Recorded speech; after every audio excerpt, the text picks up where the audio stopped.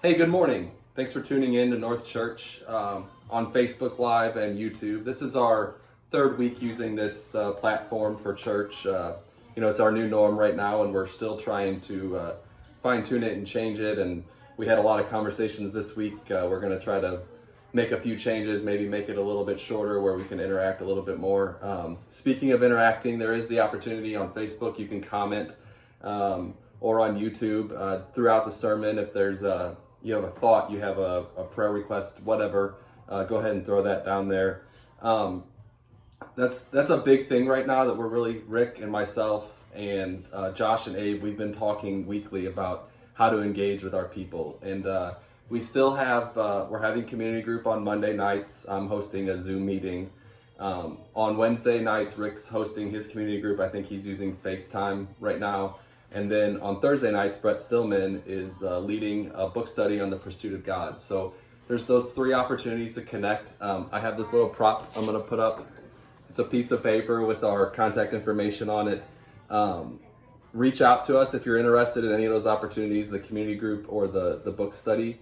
We'll get you the information sent over. Also, you can use that information for prayer requests or needs, or if there's a way that we can serve you.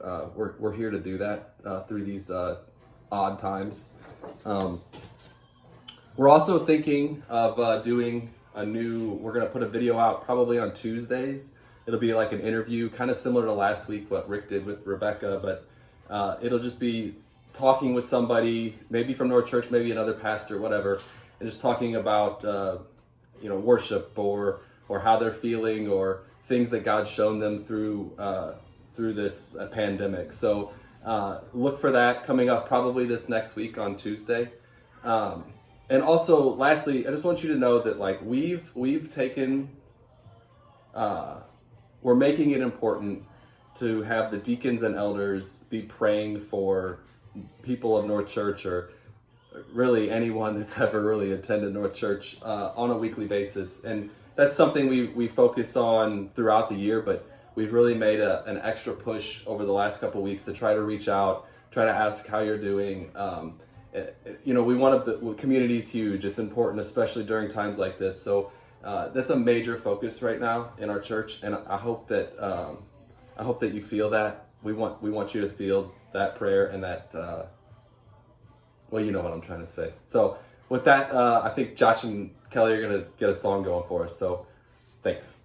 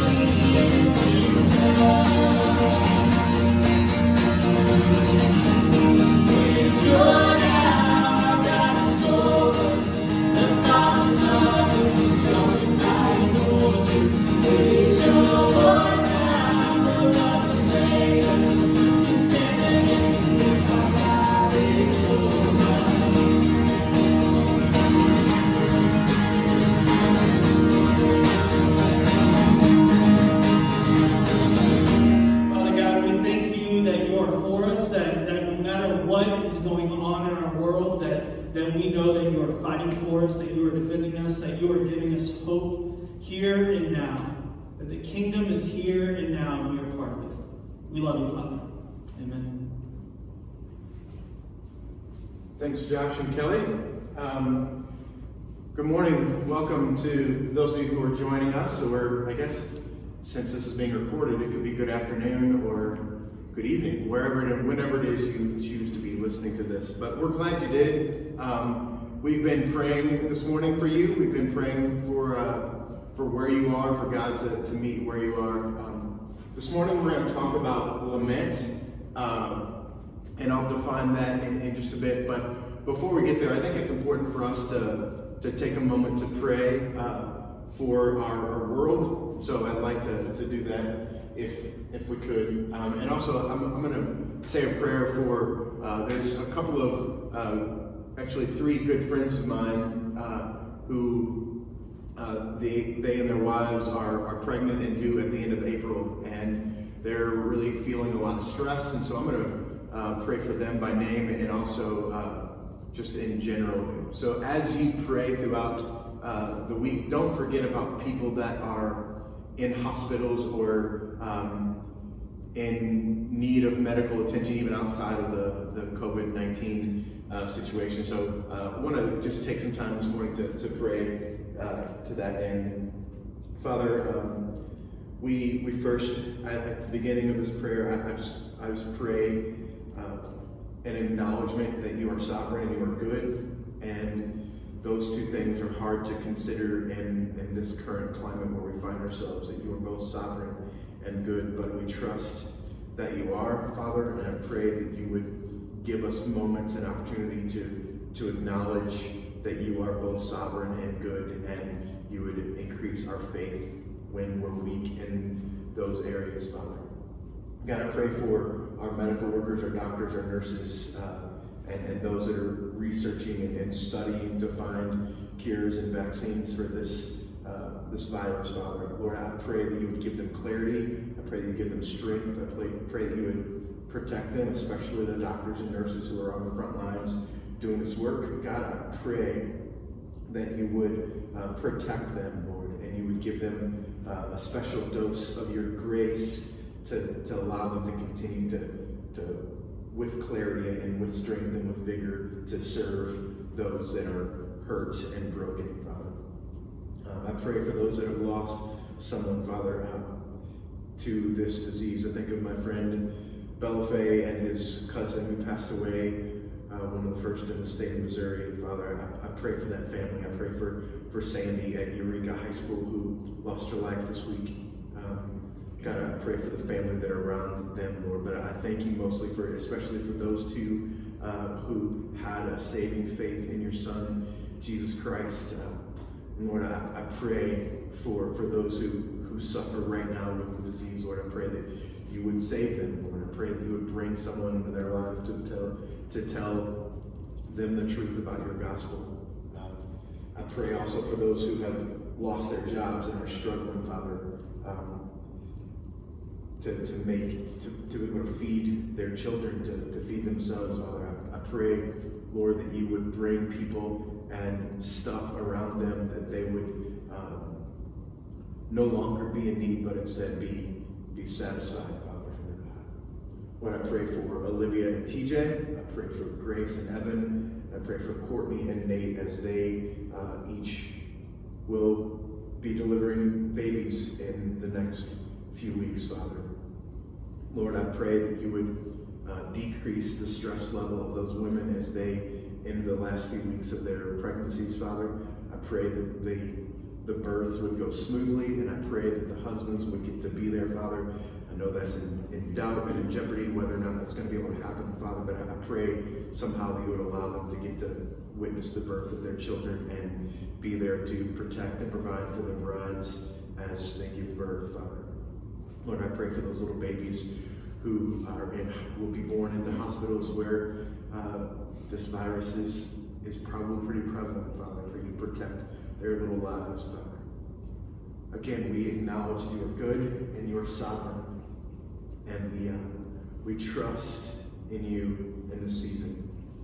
But Lord, help us to have greater trust and greater faith in who you are. In Christ's name, amen. So I mentioned a second ago about lament and how I want to be thinking about lament. And I think understanding lament is good for us in this season. Some of the research that I've done, I've been on some Zoom calls this week with other pastors that and researchers who think that the worst is still to come. It'll kind of crescendo here in the next few weeks.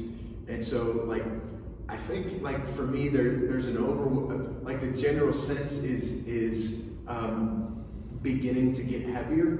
And so, as I'm praying through what to talk about this morning, lament is kind of the thing that overcomes me, because I think that while we feel the sense of heaviness now, it's going to get heavier. And the closeness of those who have lost their lives to this disease, this virus, are going to get closer to us.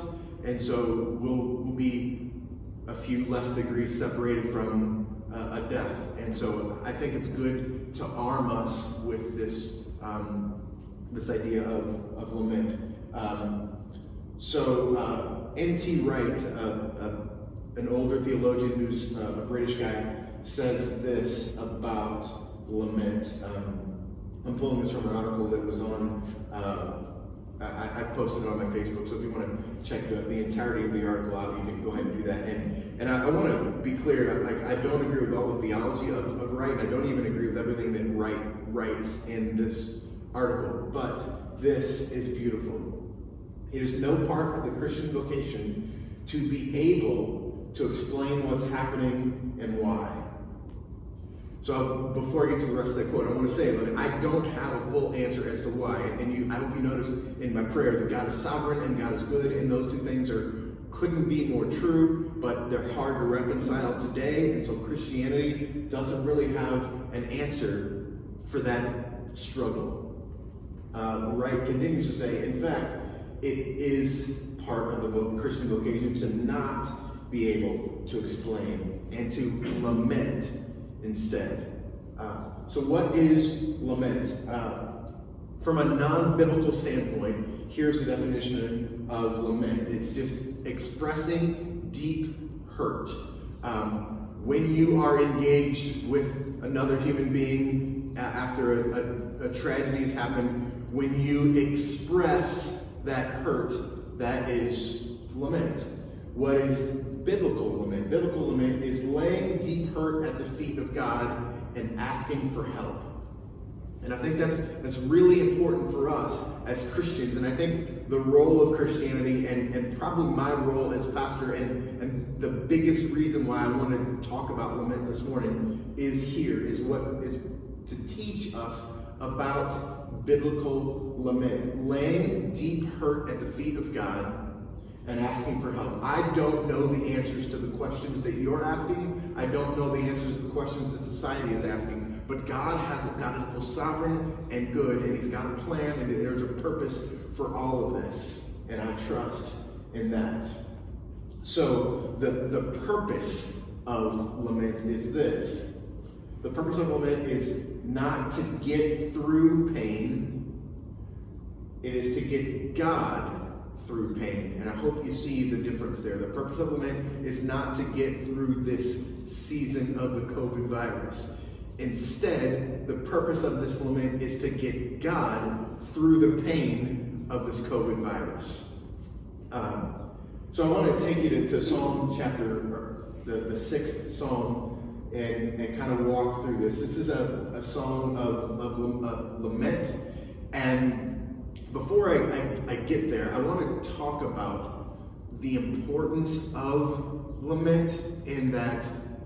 So the most prolific writers of the Old Testament are David and Jeremiah and Solomon and Isaiah. They're the four most prevalent authors, and Moses from back before. That's the Pentateuch. But the core of them are those four guys, and most of their writing is lamenting to some degree. So God intends for us to lament, and intends for us to know what lament is. So Psalm chapter 6. O Lord, rebuke me not in your anger, nor discipline me in your wrath. Be gracious to me, O Lord, for I am languishing. Heal me, O Lord, for my bones are troubled. My soul is greatly troubled, but you, O Lord, how long? I want you to feel the weight of that. I want you to feel the weight of the words of David as he writes this. He's in a really hard place. I want you to note here that David in the psalm is making an accusation against God. How long, O Lord, are you going to allow this to happen? His soul is greatly troubled. He's asking for God to be gracious to him. He's languishing. He's needing to be healed. His bones are troubled. His soul is greatly troubled. I think that's something that we can relate to in this season. And if we don't relate to it now deeply, we probably will relate to it deeply, where our soul is languishing. I'm languishing. My bones are troubled. And the lament of David is to lay this at the feet of God. I'm broken. This is not working for me. I need you to come and visit me and change me. But make no mistake, this is a direct accusation of God. How can you be good and sovereign here in this moment that allows me to languish like this? Either you're not good or you're not sovereign. It doesn't connect in the brain of David. It probably doesn't connect in your brain. It doesn't connect in my brain for sure. In our season, we believe that God can stop this anytime that he wants. And if he's not stopping it, he has to have some reason not to stop it. And I don't have an answer for that. I don't have a reason why God is not stopping this. But I do know that God intends for us to see him as our only hope. And I want you to also see this about lament. It gives both voice to our struggle, but also, I think this is the thing that resounds in my heart, it gives permission to our struggle. David's words give voice to what we feel in our hearts, but it also gives us permission to make these proclamations to God. David, Jeremiah, and Isaiah, 3 of the most prolific writers of the Old Testament, most of what they wrote is, at least to some degree or a sense, of lament. Verse 4 is David calling on God to be who he is. Turn, O Lord, and deliver my life. Save me for the sake of your steadfast love. As we lament, it's good for us to remind ourselves and to pray to God. You are a loving God. Please, God, act like a loving God to us. Then more pain coming in the next few verses. Verse 5, for in death there is no remembrance of you. In Sheol, who will give you praise? For I am weary with my mourning. Every night I flood my bed with tears. I drench my couch with my weeping. My eye wastes away because of grief. It grows weak because of all my foes. I want you to feel the weight of the darkness of the language of David here and understand the language that he's in. Then he begins to transition just a bit in verse 8. Depart from me, all you workers of evil, for the Lord has heard the sound of my weeping. He weeps, and then there's a turn in him where he sees and understands that God is both good and sovereign, and he has heard the voice of my weeping. And then he gets to verse 9, and this is the thing that I want to resound in your heart because it's resounding in mine, and I think is the purpose of lament here. The Lord has heard my plea. He has heard your plea, and he accepts my prayer. He accepts your prayer. As you struggle, and as the struggle and the difficulty and hardships of this virus and all that's going on begins to shrink and get closer to you, I want you to hear and see this. The Lord knows you. The Lord sees you. The Lord empathizes with you, which gets me back to the thing that I want to end with today. It's the lament of Christ. The Lord sees you and knows you and empathizes with you. Here is Christ. I want to show you a picture of Jesus where he's lamenting, and I want you to understand that we're not left alone. The things that we wrestle with and struggle with are the things that Christ wrestled with and struggled with. So here's the picture of him. Jesus is in the garden. Next week is Easter, which means next Friday is Good Friday, which means the night before that, Thursday night, was the night where Jesus gathered together with his disciples, washed their feet, and ate the Passover meal, and then instituted the Lord's Supper. And then he left that upper room to go to the Garden of Gethsemane to pray. And just a few hours after he prays, he's going to be being scourged and beaten and crucified. So this prayer that we're about to read is Christ in the garden preparing for that. But I want to say 4 things about who or where Christ is at this point. Jesus is about to be abandoned by his closest friends. So he's about to be quarantined of sorts. He's about to suffer great physical pain. He's about to carry the weight of the sin of the world. And then fourthly, he's about to absorb God's wrath for that sin. Abandoned, physical pain, carrying the weight of sin, and absorbing the wrath of God. And then he gets alone and pours out his complaint and asks for deliverance. And I want you to, well, let's just read this. And then he said to them, "My soul is very sorrowful, even to death. Remain here and watch with me." Jesus is very sorrowful. He is expressing lament, expressing his own pain to the Father and to his friends, the depth of the pain that he's in. Community is a very important thing and a very important place for us to live when we are in the middle of lament and seasons of lament, and that's where we are. And one of the struggles that we're trying to do as leaders of you and leaders of this church is to find places where we can continue to live in community somehow. It's important. Then, verse 39, and going a little further, he fell on his face and prayed. Before I get to the prayer, I want to say this, that Jesus lived in community, but more than that, when he was at his deepest and darkest place, when he truly expressed his lament, he was alone. There are many of you who haven't had physical contact with another human being in weeks and won't for another few weeks. There are many of you who live alone. And there's a darkness that surrounds you because you live alone and you just don't have any other human interaction and human contact. And you're lonely. But I want you to see a couple of things. One is Christ chose to do his major lamenting by himself. So I think that while community is really valuable and really important to us, it's important also to note that we can have incredible and beautiful relationship with a holy God in these moments by ourselves. So seize your loneliness, seize your aloneness as Christ does here to pour out your request to God, and then he's met by God in that moment.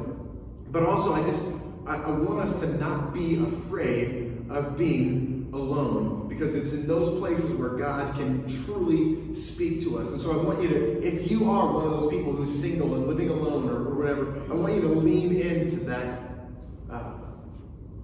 what you might consider loneliness. Lean into the possibility of beautiful, sweet intimacy with God. Verse 39, a little further he fell on his face and he prayed, saying, "My Father, if it is possible, let this cup pass from me. Nevertheless, not as I will, but as you will." Jesus, again, doesn't have an answer for this issue. But what he says, he pours out his request to God, and then he says, "I trust that you are good and you have a plan and a purpose." Jesus says, "I'm in a tough place. I cannot get out of it, and I look to you, God, to get me out of it. But I'll stay here until you deliver me." I want you to see that we are to trust that God will eventually deliver us. And this is the end of lament. And so I want to end thinking about hope for a second, because this is a dark season and we're in dark places, and hope seems fleeting and far from us. But Scripture says lots of things about hope, but two important things that I want you to see. First, in Hebrews, he says that hope is the anchor for our soul. Hope keeps us in times of great storms. It's the anchor for your soul. But also in Romans, he says that hope cannot disappoint. He talks about suffering bringing about endurance, and endurance bringing about hope. And hope is something that cannot be put to shame in us. So I think this season is about bringing us to a place of real and true and lasting hope. And I want you to see that as the circles, as the degrees of separation begin to shrink, and this virus and its effects get closer to home, and the struggle becomes even more real. I want you to understand that there's nothing in this world that can withstand the weight of your hope apart from Jesus Christ. Your health is not meant to withstand the weight of your hope. The health of your neighbors is not meant to withstand the weight of your hope. Your job, the food that's in your refrigerator, none of those things can withstand the weight of your hope. Only Christ can. And my prayer is that somehow God would sort out all of the confusion in our brains about lament and about his sovereignty and his goodness and all of that, and bring us to a place where we would simply trust him and trust and hope in who he is. Hope is the anchor for your soul, and hope cannot disappoint. Let's pray. God, thank you for Jesus. God, thank you for the gift of hope. Lord, thank you for the gift of lament. Lord, I pray that you would bring to us hope, bring to us peace. In the midst of this darkness, in the midst of the coming darkness, Lord, as this storm begins to hit land in our lives, I pray that we would learn to lament, and at the end of it, we would learn to hope. Thank you for Jesus. It's in his name I pray. Amen.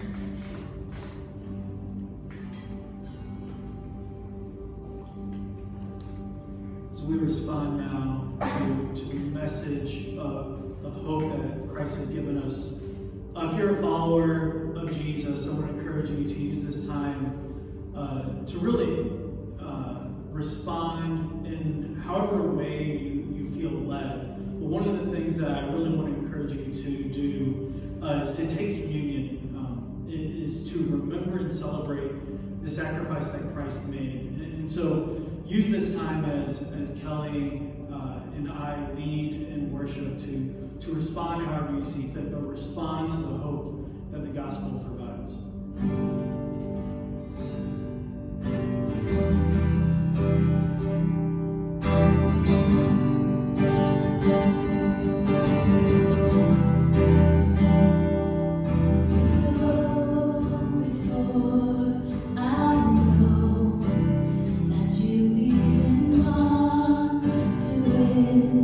My Lord, you come back with